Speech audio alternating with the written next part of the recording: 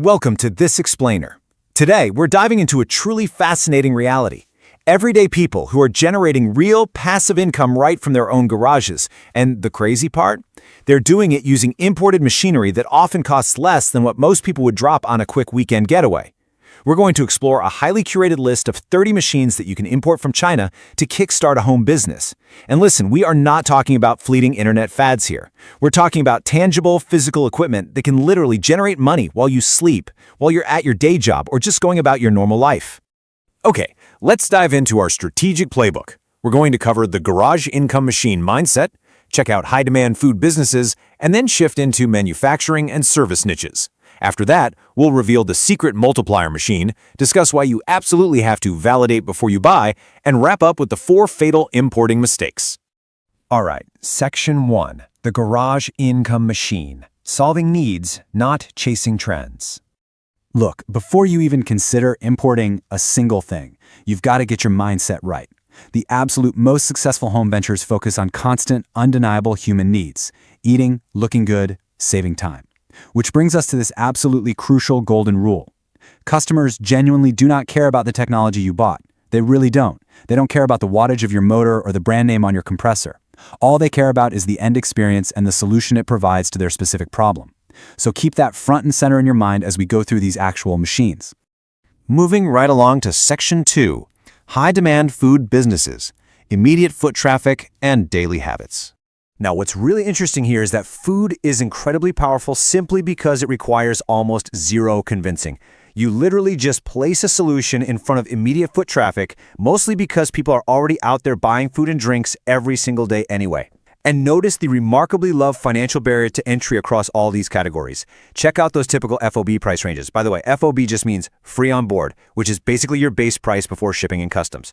I mean, you can enter the food category for as little as $150, or light manufacturing for $80. It completely shatters the myth that you need massive VC-level capital to start a physical business. Let me give you a really specific example in the food category. For an FOB cost of just $800 to $2,500, you can import a nugget ice machine. Now, this produces that soft, chewable flake ice that has become a massive trend over the last few years. Customers absolutely love it. But here's the opportunity. Many small, independent cafes and restaurants still don't offer it because the big name brand machines are just way too expensive for them to justify. That right there, that is your opening. So how do we actually turn that machine into an income stream?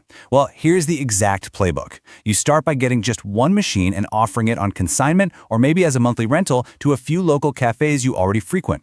You charge a flat fee for maintenance. Then, to scale, you use that first satisfied cafe as social proof to land 5, maybe 10 more local businesses. Once you hit that kind of volume, you can negotiate much better bulk pricing directly from the manufacturer. And your core success strategy? Remember our golden rule? You pitch how that chewable ice directly increases their customer satisfaction with cold drinks, not the specs of the machine making it. All right, part 3, manufacturing and service niches, recurring sales, and B2B contracts.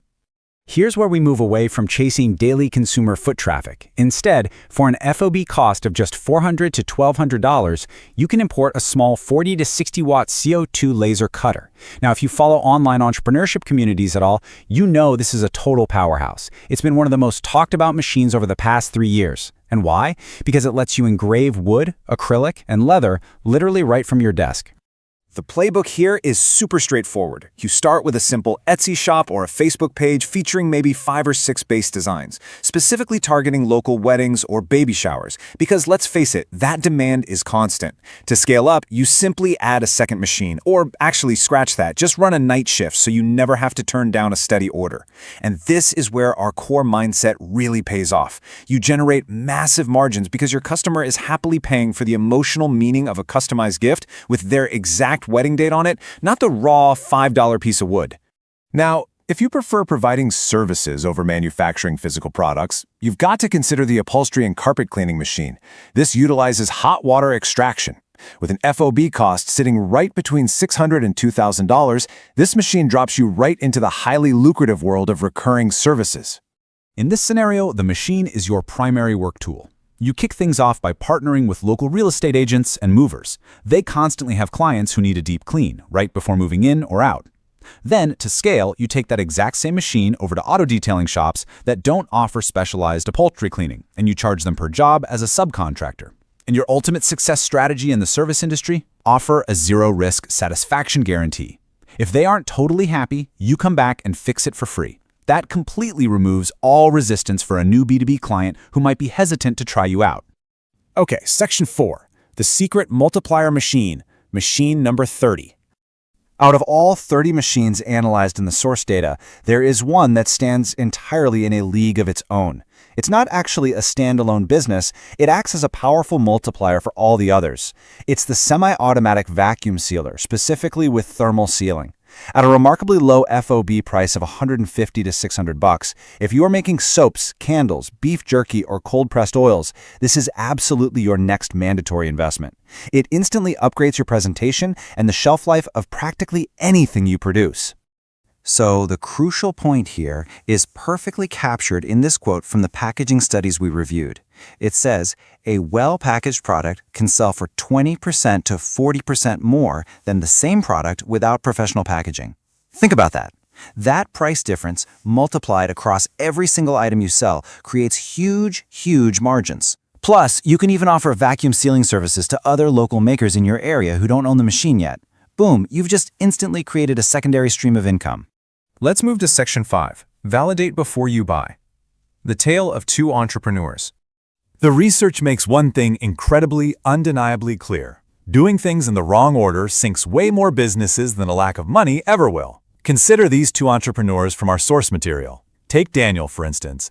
He wanted to buy that laser cutter we talked about earlier, but before spending a single dime, he spent 2 solid weeks in local Facebook groups validating demand, just asking if people wanted personalized wedding signs. Only when people actually started messaging him for prices did he go ahead and import the machine.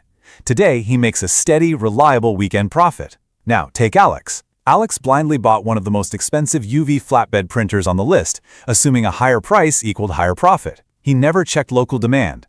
Today, that very expensive machine makes a truly fantastic, dust-collecting paperweight in his garage. The difference between those two wasn't luck and it wasn't money, it was order. You must find the problem people are already paying to solve in your local community first, and then buy the machine that solves it. Please, do not buy a machine and then wander around looking for customers. Test it out on a small, highly controlled scale first. Which brings us to our final segment, Part 6, 4 fatal importing mistakes, and exactly how to avoid losing your investment. Look, protecting your profit margin and your legal standing is just as important as finding those first few clients. So, here are the specific pitfalls you need to avoid. First, never, ever ignore total costs. Freight, customs, and insurance will absolutely wipe out your profit if you're only calculating the FOB price you saw on Alibaba. Second, don't buy a flimsy, cheap, home-use machine if it's going to be the core tool of your business. Breakdowns will cost you way more in lost clients than whatever you saved up front. Third, do not ignore your local health and legal permits. Just don't do it. And finally, never treat the first sale as the end goal. The real business is getting them to come back, leave a glowing review, and refer the next customer to you. And that brings us to the end of our analysis. The information is all out there. You now know the machines, you have the playbooks, you know the multiplier secret, and you know exactly which fatal mistakes to avoid. Honestly, the only thing left now is action. So, my question for you is, which machines demand are you going to validate in your city this week? Take that zero-cost first step, ask around in your local community, and start building. Thank you so much for joining me on this journey, and thanks for learning with this explainer. I'll see you next time.